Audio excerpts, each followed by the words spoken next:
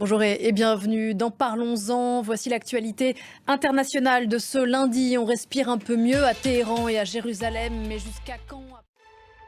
La vie a repris en Israël ce lundi matin après un week-end sous haute tension. Les menaces iraniennes avaient poussé les autorités à fermer les portes des établissements scolaires. Samedi, entre-temps, la République islamique a fait le choix de la confrontation directe, une attaque sans précédent de plusieurs centaines de drones et missiles lancés depuis l'Iran.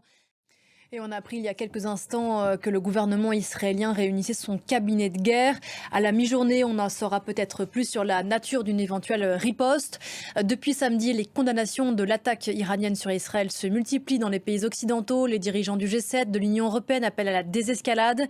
Hier, le Conseil de sécurité des Nations unies s'est réuni en urgence à New York.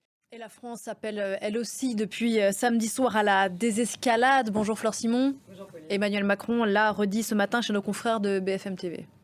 Oui, tout à fait. La France, Emmanuel Macron se positionne en rempart à l'escalade dans la région.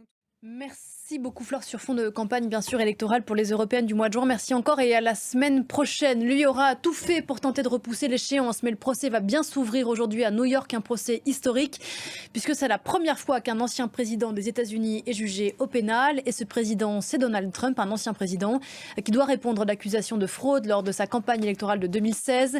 Il lui est reproché non pas d'avoir acheté le silence d'une ancienne star du X qui assure avoir eu une relation avec lui, ce qu'il dément, mais d'avoir fait passer les 10 paiements sur ses comptes de campagne. Nicolas Chamantin pour l'explication en images.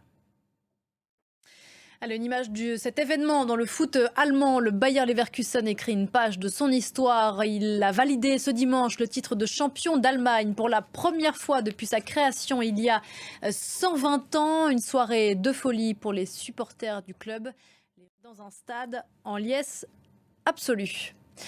Voilà pour l'essentiel de l'info. Restez avec nous. Parlons-en continue.